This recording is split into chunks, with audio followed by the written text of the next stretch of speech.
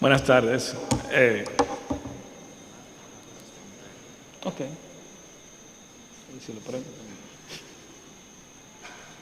Buenas tardes, estimados maestros, amigos. Donde el doctor Farrington terminó, ahí voy a seguir yo. Esos son mis conflictos de interés. Así empezó todo. Érase una vez que el primer uso de un balón en enfermedad arterial periférica, los primeros usos fue con el estudio Thunder en arterias femoropóplites. Se demostró que el uso de balones con droga en la enfermedad arterial periférica tenía mejor efecto en la enfermedad arterial y prevenía las reintervenciones. Después la FDA aprobó el Lutonix y después se consolidó con la aprobación del IMPACT en 2015. Pero hay que poner este asunto en contexto, la enfermedad arterial periférica. Es una enfermedad que afecta en Estados Unidos a más de 10 millones de personas. Mayor prevalencia en personas de 65 años, pero actualmente se está viendo que hay personas de 40, de 50, igual como están operando los cardiólogos, como están interviniendo los cardiólogos intervencionistas, personas de 40 años con las arterias todas tapadas. Igual tenemos nosotros, personas muy jóvenes con arterias tapadas. Los factores de riesgo, tabaquismo, la diabetes, la hipertensión, la hiperlipidemia, cosas que conocemos todos. El asunto de esto, yo quise hacer un análisis de la mortalidad. ¿Qué significa lo que el doctor Farrington terminó diciendo? El procedimiento más fácil, que es lo que quieren algunas personas que se haga para no gastar. El procedimiento más fácil, una amputación mayor. Los primeros 30 días de un procedimiento es un estado posquirúrgico. Y los cánceres más agresivos tienen una mortalidad de un 1 a 5%. Estamos hablando de cáncer de páncreas, de esófago y esos cánceres. Y una amputación mayor tiene una mortalidad de un 15 a un 20%. Al año, los cánceres más agresivos tienen una mortalidad de un 20 a un 50%.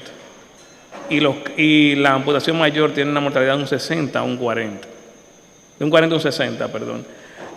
Y a los 5 años, estos cánceres tienen una amputación de un 50 o 70% y la amputación tiene de un 70 a un 80%.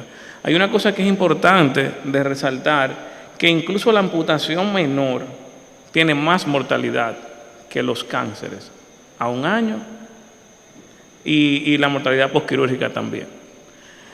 Entonces, cuando a un paciente se le realiza una amputación, estamos viendo que estamos teniendo una persona que la mitad de un 50 o 60% de las personas van a fallecer en un año.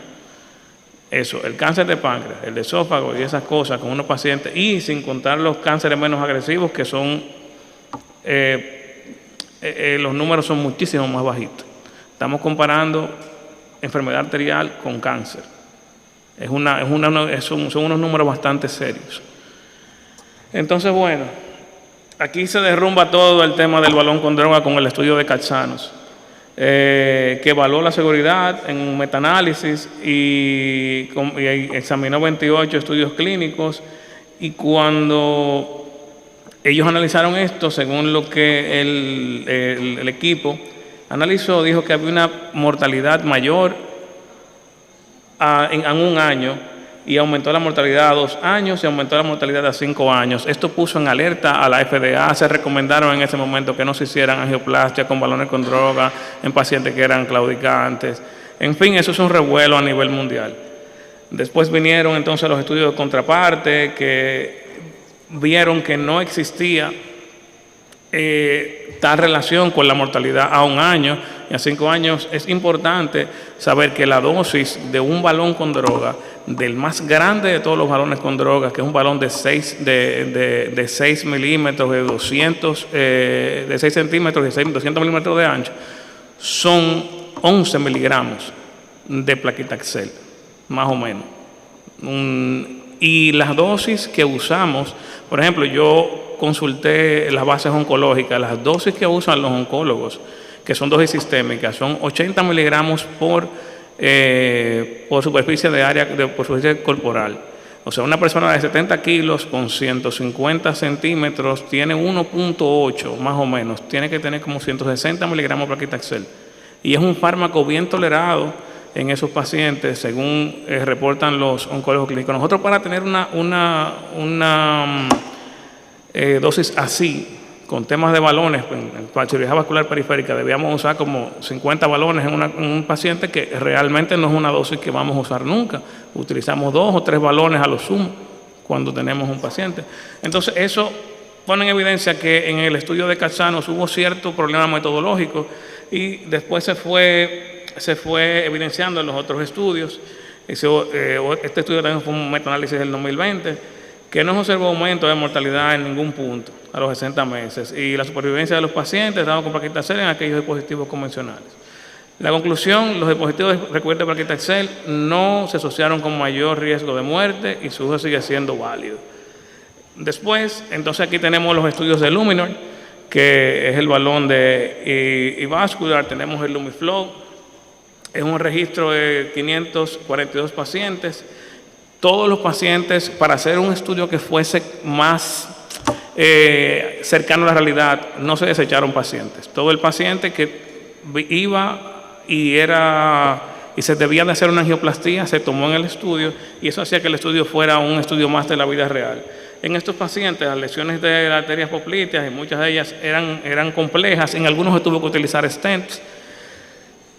La libertad de la revascularización de la lesión objetivo fue un 92% a 2 años, y la patencia fue un 73% a 2 años. Es mucha, comparado con un balón POVA o balón de angioplastía simple. En este estudio, por ejemplo, en el SPAC, que también es de Ivascular, el estudio SPAC tuvo una comparación entre los balones sin droga y balones con drogas, y la permeabilidad a la eficacia de los 5 años fue un 61% en los 61.4 en los balones con droga, y un 53.5%. Y la libertad de revascularización de la lesión fue de un 82% para el balón con droga, y para el balón sin droga fue un 73.7%. Son números estadísticamente significativos desde el punto de vista de revascularización. Tintin Trial, igual un estudio de Luminor, perfil favorable, libre de eventos en 30 días y muy baja incidencia de eventos mayores a los 5 años. Igual con la lesión Target, tuvo un 62% de libertad de revascularización, y de cada y alrededor de 24 meses y eran lesiones complejas de 24 centímetros. Es decir, que también hubo que usar stent en algunas. Entonces, al final de todo, el doctor Katsanos, hace unos añitos, en el 2022, dijo que en el estudio pudieron haber algunas falencias metodológicas, que el estudio pudo haber estado contaminado, un estudio que causó mucho revuelo, y aquí el doctor más o menos se retractó de esas cosas, y dijo que también que la forma como los balones de ahora están siendo fabricados puede haber hecho que los pacientes no tuvieran mortalidad tan grande en estos momentos. Tengo un caso simple de un paciente masculino de 64 años de edad, con diabetes mellitus, enfermedad renal, en hemodiálisis, que operamos hace como 3 meses. Esto es un paciente que hicimos, tenía una estenosis muy pequeña a nivel de la arteria femoral superficial, y entonces básicamente hicimos ahí se ve la estenosis, la oclusión total de la femoral, un caso que tenía muchos factores de riesgo, hipertenso, casi todo. Yo creo que no es fumador, es lo único que no es. Se dilató, se predilató, se preparó la arteria, y después posteriormente se dilata con balón con droga. Al final se hace una angiografía con sucesión digital y tenemos este resultado.